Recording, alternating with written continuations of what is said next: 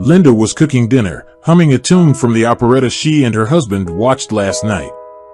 Suddenly, the front door slammed. Linda was taking the meat out of the oven. She decided to go to the grocery store after work, where she had successfully bought fresh meat. Humming cheerfully, the woman was waiting for her spouse from work to delight him with a delicious meal. "Jamie, look what a delicious meal we have for dinner. Wash your hands, call Nellie, and let's have dinner," she said. The spouse looked at Linda strangely and sat down at the table. He was clearly upset about something. "Jamie, is something wrong?" Linda asked cautiously. "Everything's fine," he answered with a sigh. "Maybe you don't feel well?" "No, I'm okay. Let's just finally have dinner." "Daddy," their 5-year-old daughter Nellie ran out of the room. "Why didn't you come in to see me, Daddy?" Linda quickly took the girl to the table and asked her to be quiet, saying that Daddy had a headache. Jamie listened absent-mindedly to his daughter's chatter, nodding to his wife. After he finished his meal, he thanked his wife and left to smoke on the balcony. Linda gave no sign that his behavior was offensive. The woman silently cleared the table, looked out on the balcony, and saw her husband sitting there smoking and looking at one point. Linda had never heard a bad word from her husband. He had never once offended her. But on the third day of living like this, after running through all the possible reasons, she decided that Jamie had probably found another woman and just didn't know how to tell her about it. Linda thought it was the end of their life together. They would get a divorce. The woman cried for a long time, but then she pulled herself together and forced her husband to tell it like it really was. Jamie was quiet for a while. Then he told Linda that the things he was about to tell her would not make her happy. They would probably have to get a divorce. "I don't want to live apart from you and Nellie. I love you. I love both you and our daughter, but there can be no other solution. I have to pay for everything." "What on earth are you talking about? Is someone chasing you away? Why would you leave? We're so happy together. After you know everything, I don't think we'll be together, but I can't do it any other way. I'm sorry, darling." "Oh my goodness, what happened?" "Apparently, I was right," Linda thought sorrowfully.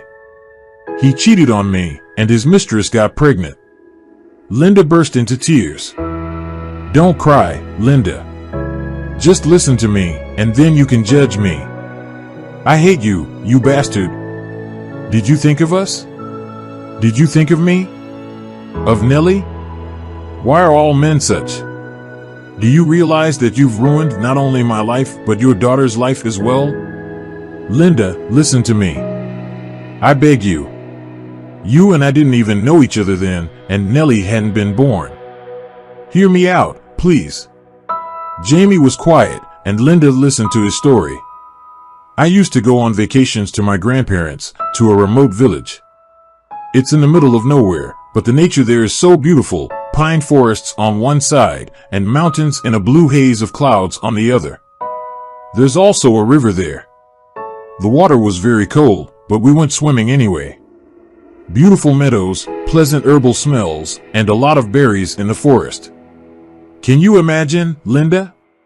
Sometimes, the bears would come out of the forest and watch us, and then turn around and leave without hurting us. But we were not allowed to go deep into the woods. There were meadows full of herbs along the forest, fragrant clover, grass, chamomile, bitter crests, wild onion, azalea, and even herbs cabbage. So many varieties of herbs and flowers. There was asparagus, raspberries, and blackcurrant bushes, and the forest was full of mushrooms. I spent my childhood in such beauty every summer. I wanted to go over to my grandparents. Can you imagine what it's like for us urban boys and girls to find ourselves in such a quiet and comfortable place? It was like being in a fairy tale. I had 2 friends in the village. We would have loved to stay there forever. There were no other children in the village except for us. All the young people also left for the city. Only seniors lived in the village permanently. All the kids and teenagers mostly came only for the summer. One day when we were picking raspberries, I noticed a girl I didn't know. She had beautiful honey-colored big eyes, long blonde hair, white teeth, and a shy smile. The girl seemed to be lost in time. Famous artists painted such girls on their canvases. She was very different. She smiled quietly and listened to us chatting. When she saw me staring at her, that girl was embarrassed and lowered her gaze. I was about 14. I couldn't stop thinking about her. And so, I tried to find out something about her, but nobody saw her. Everyone was minding their own business. The next day, I met her again, but no one else noticed her. Then I purposely went to the place where she was picking raspberries. She didn't talk, just smiled silently and sweetly all the time. One day, no one went to pick raspberries because it was out of season. So, I went alone. Suddenly, I heard someone running right out of the woods. I thought it was a bear, but I decided to pull the bushes apart quietly, and I saw some old woman. She was dressed in black, but then she took off her headscarf and her clothes too, and I saw socks, sandals, long blonde hair. It was the same girl. I felt as if I were neither alive nor dead. "Who's there?" she asked softly. I was quiet. She asked again, "Is that you?" "Me," I answered, and I didn't know if she was expecting to see me or someone else. "Okay," the girl said. "I heard your name was Jamie." "Yes," I rejoiced. "My name is Jamie. And my name is Nellie." So we sat and talked, me on one side of the bush and her on the other. Nellie was the same age as me, but she was very different. She didn't know the simplest things and listened avidly to everything I said. When she found out that I was coming here by plane, she was so shocked. It turned out she had never seen a plane before. I know what a plane is. I'm not stupid. I'm sorry. I have to go. Wait, Nellie, are you offended or something? Wait, but the girl began pulling on her clothes, sobbing softly. Wait, Nellie, can I walk you home? No, the girl cried out quickly. No, I'll go alone. You can't come with me. Nellie, will you come here again? I'll try, but now go away, or there will be trouble. Who's going to be in trouble? Me, I'm not afraid, I said mockingly.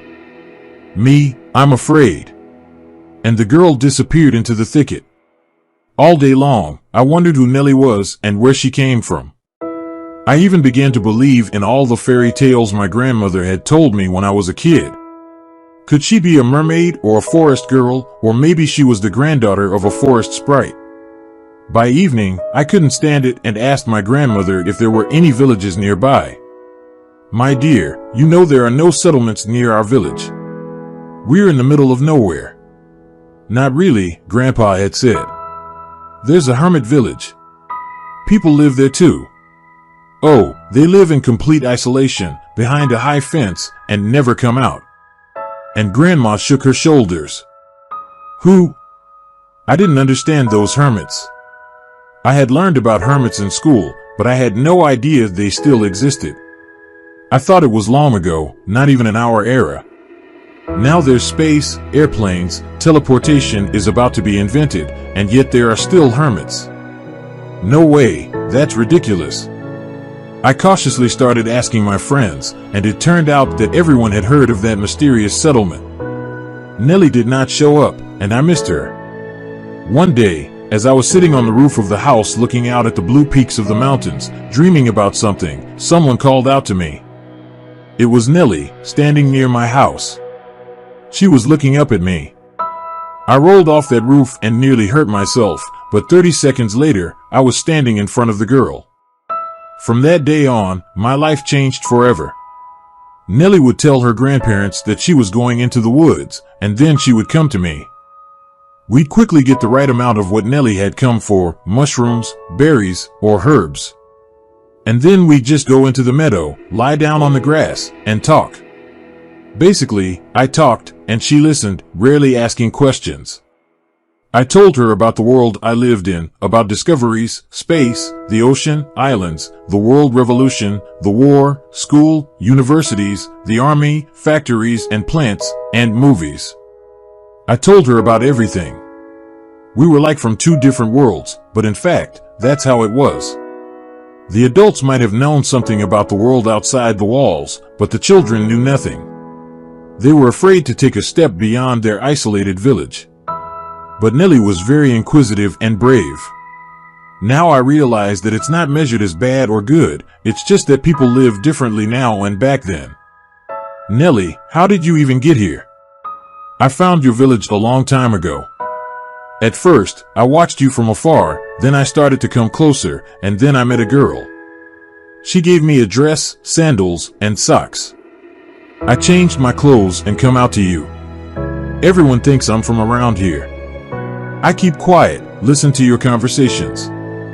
It was time to part ways, I had to go home. Obviously, I didn't want to leave. Nellie was crying. How about I write you letters? I'll send letters to my grandparents' address, and you'll pick them up once a month. No, Jamie. I can only come here in summer. How am I supposed to get here in the winter? No, let's wait until next summer. You know what? Write me letters and then bring them to me. I'll hide them and read them next winter. That's what we did. I wrote a letter every day, describing everything, school, the way to and from school, the lessons, the breaks, the weather outside. I was looking forward to summer very much. My parents offered to go to the sea abroad, but I flatly refused. I needed to go to the village. The summer flew by unnoticed, winter came again, then another summer, and we met again. I brought her simple gifts, a mirror, a notebook, pens, hairpins, and handkerchiefs. I thought I was very romantic. But we were tracked down by her brother Adam. He was 2 years older. He and I had a terrible fight, and now he was crying and shaking. At the time, she persuaded him not to tell anything to her grandparents. He made me promise not to hurt Nellie, and I wasn't going to hurt her. He made me promise not to hurt Linda. Don't get me wrong, I was a teenager, a bit romantic, a bit detached from reality. After all, as a child, I read so many books about brave knights and beautiful princesses. One day, when we were 18, I talked her into running away. She trusted me. My parents were shocked, but warmly welcomed Nellie. A year later, we went to her grandparents. She refused to get married without their blessing. I won't bore you with the stories of how I managed to beg their forgiveness for both of us, but we got their blessing. We lived with my parents. We lived there for 2 years. I entered university, and Nellie, things were different with Nellie. She was afraid of everything. It would seem that she was so brave, inquisitive, and not afraid to break the laws of her settlement. But now, she absolutely refused to study. She didn't like going to the movies. She didn't want to read any books and wasn't interested in fashion. She didn't share my hobbies, but she wasn't interested in anything herself. She spent every day locked in our room until the evening. Only in the evening, when I came home, would Nellie come to life. At the same time, she kept the apartment clean and cooked well. But as soon as my parents came home, Nellie would run away to the room and stay alone, timid and silent. My mother praised the girl very much, and my father praised her delicious food and everything else. But all was in vain. Nellie could burst into tears every time someone asked her questions directly. Eventually, my parents stopped trying. My cousin managed to make friends with Nellie, but she had her own life and couldn't come over often. We really were from different worlds. Our relationship became more and more complicated. I often caught her praying. She could pray and worship all night long, often crying. Gradually, we became drifting apart from each other. We warned you, my father told me frowningly one day. You took responsibility for her, so be a man. I wasn't going to hurt her. I just wanted to leave, go out with my woman, introduce her to my friends, go hiking, sit by the fire, cover her with my jacket, make plans, and kiss her endlessly until my lips hurt. After all, I had none of that. I wasn't complaining, and I didn't want any other woman. I wanted to go through it all with Nellie, but she didn't want the same. When my friends fell in love, broke up, made up and fought, did crazy things, made far-reaching plans, and looked forward with glowing eyes. I had none of that. I had Nellie. I wanted to live. But Nellie, on the contrary, I had Nellie. I wanted to live. It was as if she was preparing to die every day. When I asked her to go to the sea or to go camping, she only cried. One day, she begged to go to our village, and we went. I knew she missed her native lands and wanted to see her relatives. She said she would go to see her family and never came back. Adam came to me and asked to leave Nellie alone. She said she didn't want to live with me anymore. I didn't listen to him. I went to their settlement. I knocked on the gate. I shouted. Nellie came out to say goodbye to me. She told me to leave and that I was free now. She said that such a life was not good for her. There's so much sin around, Nellie said with her head down. I'm sorry, Jamie. I'm not ready. I can't live like this. You're different. I did not feel good there, and I'm scared, Jamie. Let me go and forget me. That's how the story ended. It was the story of my first love. I tried to forget everything that happened to me, and so did my parents. Don't judge me. I feel like I was just a young fool who decided to take on an unbearable burden. My grandparents died, and I've never been to that wonderful place ever again. I'd forgotten, or rather tried to forget it all. Linda, don't get me wrong. I have no feelings for Nellie. I love you, and I love our daughter. I wish you would give us a son too. Remember that you chose the name of our daughter yourself. I would never have dared to take that step. But the past caught up with me. I didn't hide from you that I was married, right? Right, Linda said quietly. I didn't lie to you when I told you I had no children except for Nellie. I didn't know, Linda. They informed me the other day that Nellie passed away. I swear that all these years, I didn't even think of her. But, Linda, it turns out that I have a son. His name is Marcus. I don't know why she hid it from me at the time. I understand you don't want this child, but I can't abandon him. I'm sorry. Linda was silent for a long time, and then she asked childishly if Janie loved her. Why are you even asking me that? Of course, I love you. You say you love me, but without talking. I'm not a little boy. To me, without explaining the situation, you've already decided everything for me, Linda. I'm not a little boy. I understand that you don't want my ex's child, already a teenager who grew up in a completely different environment. What makes you think they'll give him up to you? How old is he? 13, 14? He's 13. Nellie's brother, Adam, found me. Don't you think the same thing could happen to your son as it did to his mother? She couldn't live here. What if the boy can't either? I've thought about that already, Linda. But I can't abandon this boy. Linda and Jamie had a very long and difficult conversation late that night. A frightened Nellie came into the kitchen. Mom, can I have some food, Ollie? And then you'll fight again, Daddy. Do you want to leave us? Oh my goodness, sweetheart, come here. We're going to eat now. I will never leave you. It just so happens that you're about to have a brother. Really? The girl froze in excitement. Like my friends? Will you let me roll the stroller? No, Nellie. It just so happens that your brother is older than you. He's bigger and older. Wow, is that possible? It happens, daughter. It happens. They were all so worried. Jamie's mom took a whole bottle of sedative, and Dad was pacing from corner to corner. Nellie wouldn't get off the windowsill, and only Linda looked calm.